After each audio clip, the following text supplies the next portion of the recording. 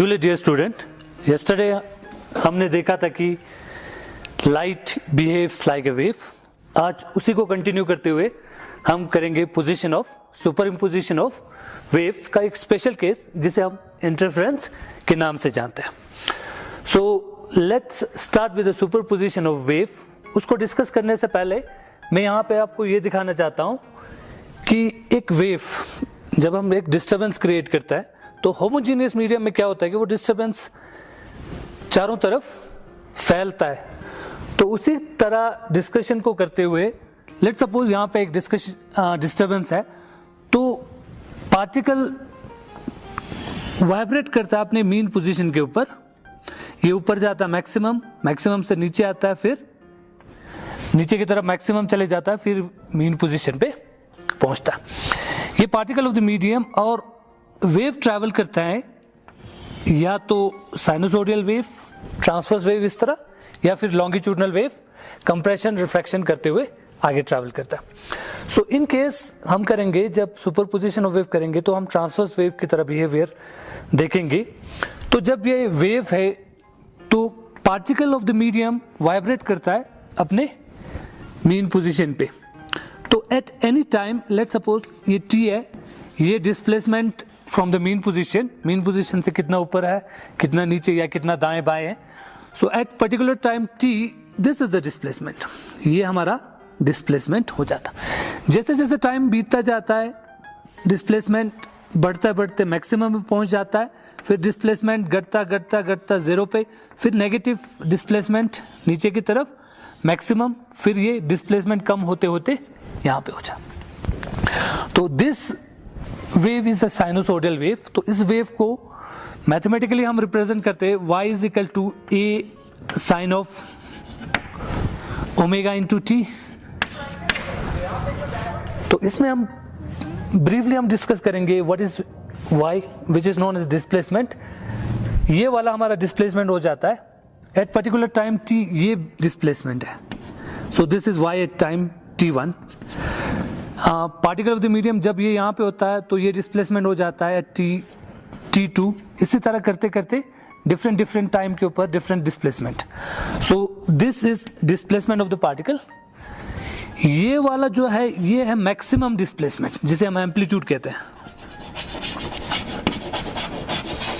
Amplitude ये maximum displacement, ये maximum displacement, ये दोनों बराबर होते हैं। So maximum displacement is known as amplitude. ये साइन वेव की तरह बिहेव करता है। So sine wave it is a function of time T.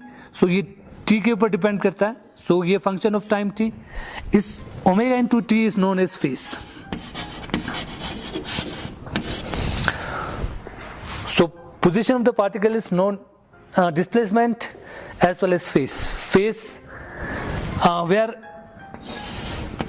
this omega is equal to 2 pi upon t और t है टाइम पीरियड, मीन्स एक complete rotation के लिए कितना टाइम लगता है, this is known as time period.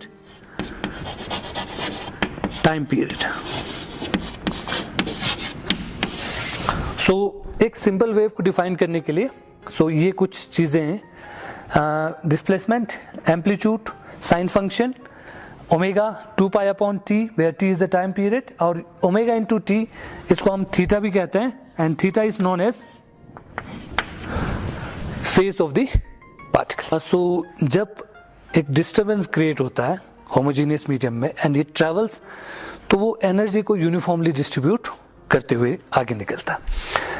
लेकिन एक पर्टिकुलर पोजीशन अगर दो वेव्स आ जाए तो क्या होता है, तो वहां पे जो एनर्जी को नॉन यूनिफॉर्मली रीडिस्ट्रीब्यूशन ऑफ हो जाता है और नॉन यूनिफॉर्मली डिस्ट्रीब्यूट करता है। उसको डिस्कस करने के लिए ये मैं दो तरह के वेव्स डिफाइन कर रहा हूं। एक वेव ये है जो डॉटेड लाइन आपको दिखाई दे रहा है, दिस इज वन वेव जिसका एम्पलीट्यूड मैक्सिमम एम्पलीट्यूड ये है। दूसरा वेव ये है, दिस इज सेकेंड वेव। जब ये दोनों वेव सुपर इम्पोज होते हैं तो एक नया वेव क्रिएट हो जाता है, redistribution of the displacement energy.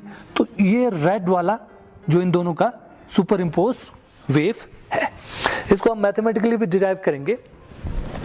So this is one wave, another wave, अब इसको देख लेना 0 डिग्री एंगल पे, पाई पे phase, so this is known as phase, pi पे दोनों मैक्सिमम पे, सॉरी पाई बाय 2 पे दोनों मैक्सिमम पे, पाई पे फिर 0 हो जाता है, 3 पाई बाय 4 पे नेगेटिव साइड दोनों मैक्सिमम हो जाता है, 2 पाई पे फिर ये दोनों डिस्प्लेसमेंट, दोनों का डिस्प्लेसमेंट 0 हो जाता है। सो इसको डिस्कस करने के लिए अब दोनों का एंगल या फेस हम बोलेंगे साथ साथ सेम टू सेम है, तो they are known an in phase. अब यहां पे देखना, सो 0 पे दोनों 0 है, पाई बाय 2 पे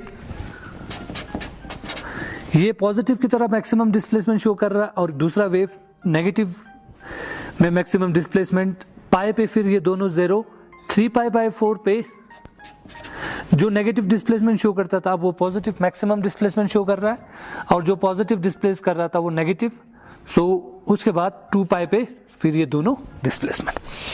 इस तरह they are known as out of face.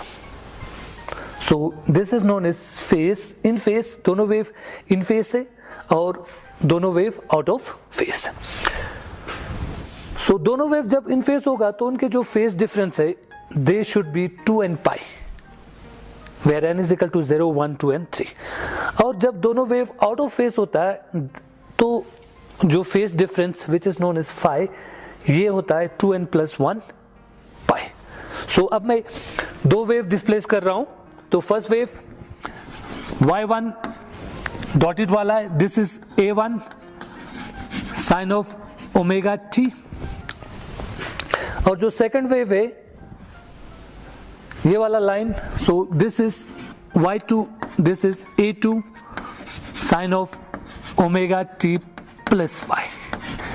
Means इसके और इसके जो फेस है उन दोनों के phase difference is represented by phi. So a1 is the amplitude of first wave, a2 is the amplitude of second wave. At time t, y1, y2 is the displacement and phi is known as phase difference between the two wave. जब ये super impose होगा तो जो resultant wave होगा वो displacement के vector sum के बराबर होता है। So this is y1 plus y2। So equation को हम सॉल्व करेंगे, a1 sine of omega t plus a2 sine of omega t plus phi. So this is a1 sine of omega t plus sine of a plus b, sine a cos b plus cos a into sine of b। Bracket open, a1 sine of omega t plus a2 जो constant terms है उसको मैं पहले लिखूंगा cos of phi into sine of omega t। This is not constant क्योंकि ये t के ऊपर डिपेंड कर रहा है, phi is constant, and this is a2 sine of phi into cos of omega t। इस वाले और इस वाले टर्म में दोनों में साइन ओमेगा t कॉमन है, so this is a1 plus a2 cos phi into sine of omega t plus a2 sine phi cos of omega t।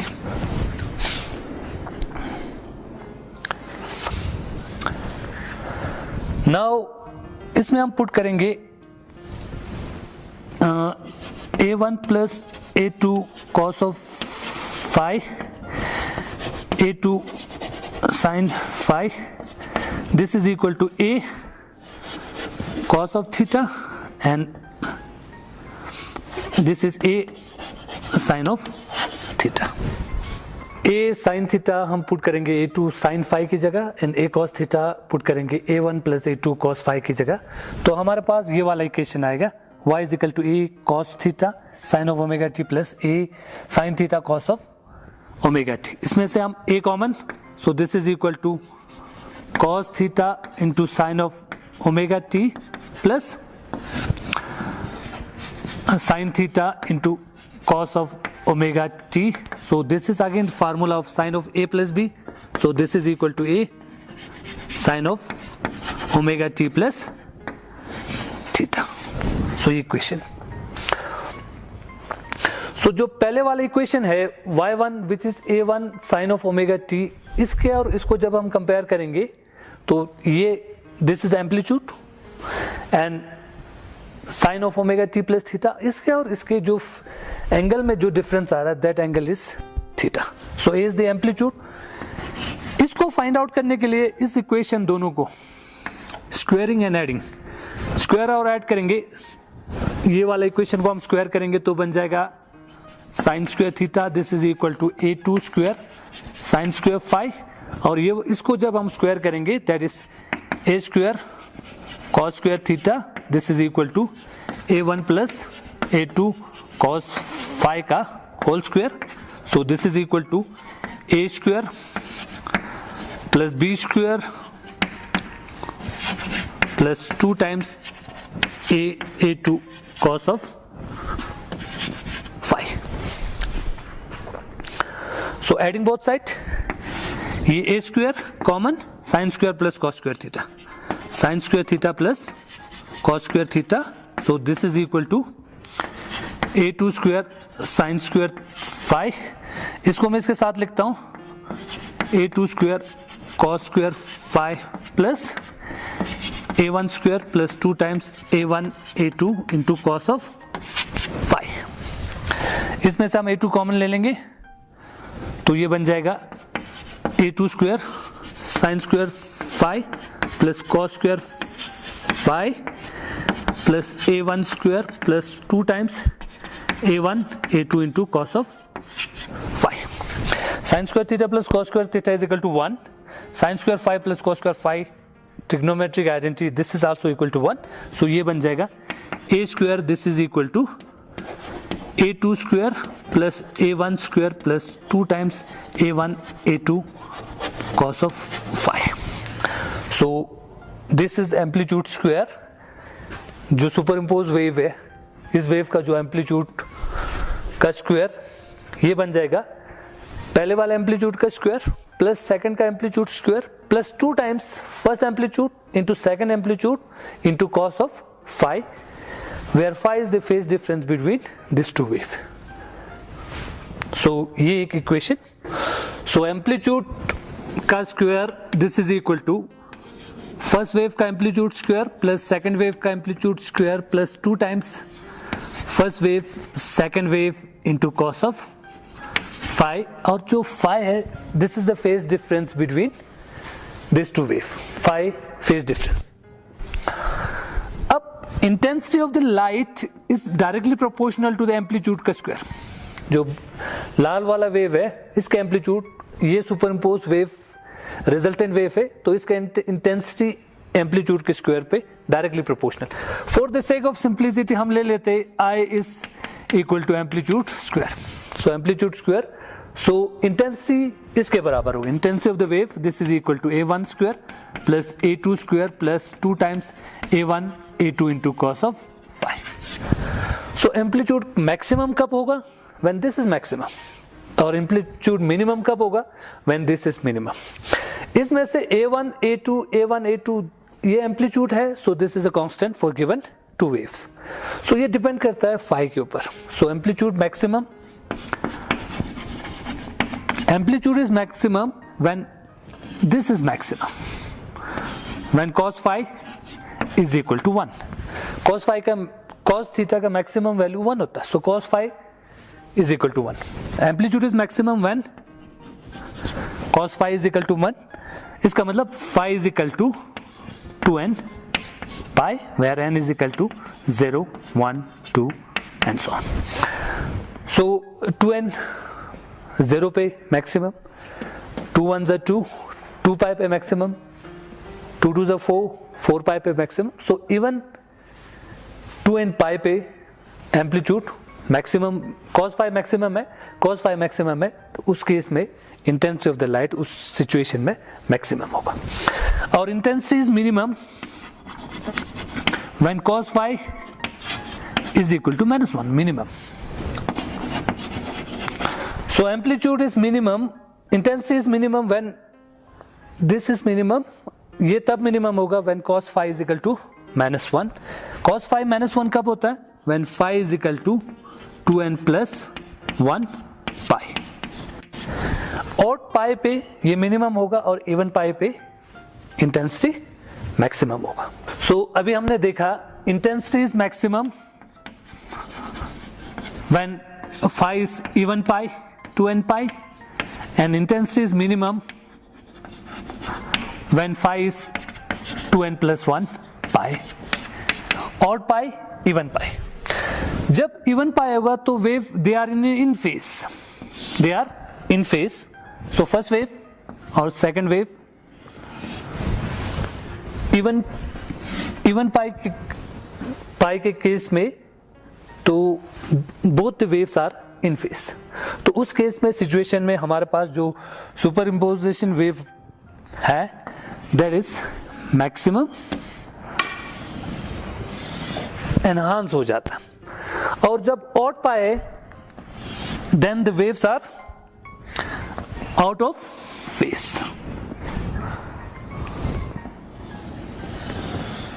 So they are out of phase. तो जो इसका resultant होगा, resultant ये होगा, इन दोनों का difference.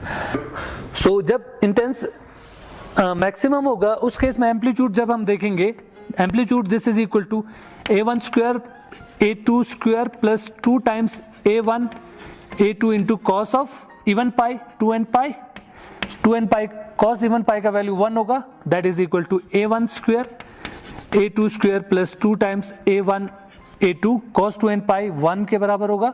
So this is equal to a1 plus a2 square plus 2 times a1 a2 formula बन जाता है a1 प्लस a2 का whole square. So amplitude square. So this implied amplitude is equal to a1 plus a2. सो जब maximum intensity होगा cos pi का value even pi होगा 2n pi होगा, तो मैक्सिमम एम्पलीट्यूड जो डिस्प्लेसमेंट होगा that is equal to sum of the amplitude. और जब मिनिमम होगा then a square is equal to a1 square plus a2 square plus 2 times a1 a2 into cos of odd 2n plus 1 pi. इसका value -1 होगा. So this is equal to a1 square plus a2 square plus 2 times a1 a2 into -1. ये बन जाएगा a1 minus a2 difference का whole square. So maximum amplitude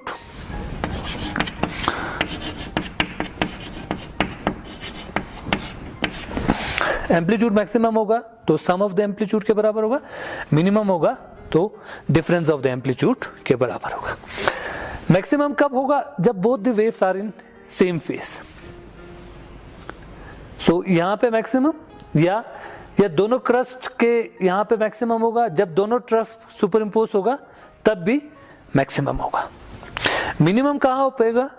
जब एक का crust दूसरे के ट्रफ से सुपर इम्पोज होगा, या पहले वाले का क्रस्ट दूसरे के ट्रफ से, या पहले वाले का ट्रफ दूसरे के क्रफ से इम्पोज होगा, तो हम मिनिमम इंटेंसिटी या एम्पलीट्यूड को उन दोनों एम्पलीट्यूड के डिफरेंस के बराबर होगा.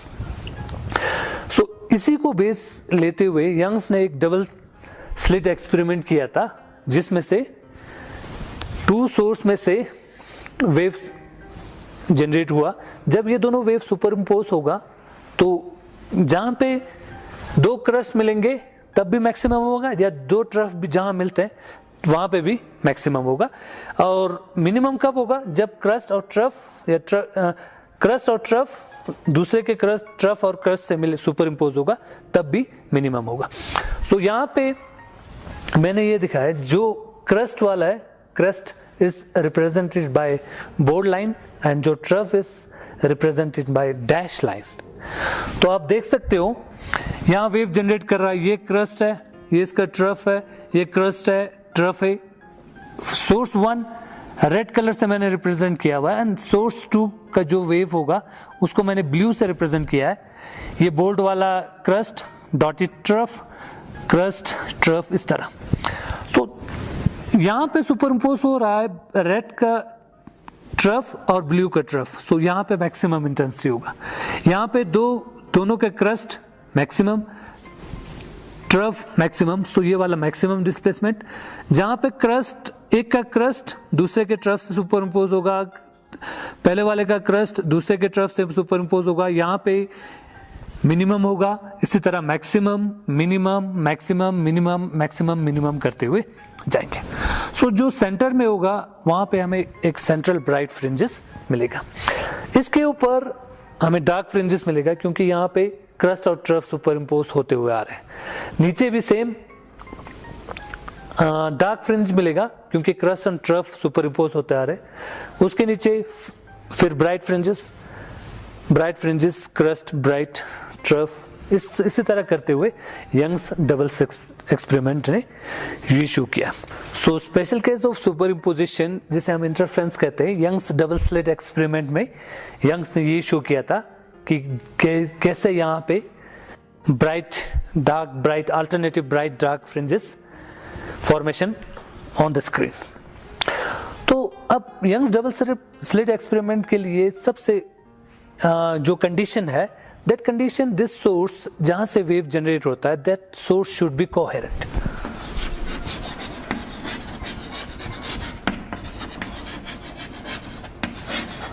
कोहेरेंट सोर्स होना बहुत जरूरी है क्योंकि कोहेरेंट सोर्स नहीं होगा तो यहां पे इंटरफेरेंस पैटर्न नहीं बनता। अगर हम बैक टू हिस्ट्री में चले जाएंगे, यंग्स डबल स्लिट एक्सपेरिमेंट या हाइगन्स केस से पहले ये जूम किया जाता था कि पार्टिकल नेचर, लाइट का पार्टिकल नेचर है, तो न्यूटन ने जो थ्योरी दिया था, Newton theory of particle nature of the light, corpuscular theory, उसमें हमने ये देखा था कि लाइट को एक इलास्टिक पार्टिकल, टाइनी पार्टिकल जिसे हम कॉर्पस्कुलर बोलते हैं, वो है। अगर वो होता तो जो स्क्रीन पे ये इंटरफेरेंस पैटर्न नहीं बनता, वहां पे जो स्लिट का एक शार्प इमेज बनता है, ये दूसरे स्लिट का भी एक शार्प इमेज बनता है। लेकिन ऐसा नहीं देखा गया। जो यहां पे पैटर्न था, ये पैटर्न बना हुआ due to superimposition of the wave. So उस यंग डबल स्लिट एक्सपेरिमेंट के लिए फर्स्ट कंडीशन है कि the source should be coherent source S1 and S should be coherent source. तो कौन से सोर्स को हम कोहेरेंट सोर्स कहेंगे? Source is said to be coherent if they emit waves of equal frequency या wavelength। अगर सोर्स वेव एमिट करता है, टू सोर्स वेव एमिट करता है, दोनों की फ्रीक्वेंसी बराबर है या वेवलेंथ बराबर है, so this is the first condition. और सेकंड कंडीशन ये है कि जो दोनों वेव के जो फेस, कांस्टेंट फेस डिफरेंस, दोनों वेव के बीच में जो फेस डिफरेंस होगा, that should be constant phase difference.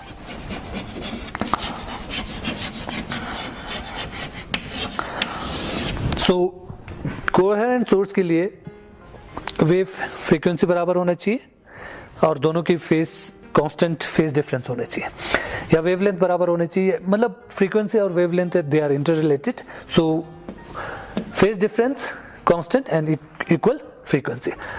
लेकिन इंडिपेंडेंट कोहेरेंट सोर्स ऑब्टेन करना बहुत ही मुश्किल है, इसलिए यंग्स ने क्या किया, एक यहाँ पे उसने एक सोर्स लिया, इस सोर्स से जो लाइट वेव जनरेट हुआ उसको इन प्लेस, इन बिटवीन उसने एक दो slit at very close distance रखा, सो दैट यहां से जब वेव जनरेट होगा तो they waves are of coherent source, जिसका एम्पलीट्यूड भी, फ्रीक्वेंसी भी बराबर होगा और वेवलेंथ भी बराबर होगा और उन दोनों के बीच का जो कांस्टेंट फेस डिफरेंस भी कांस्टेंट होगा।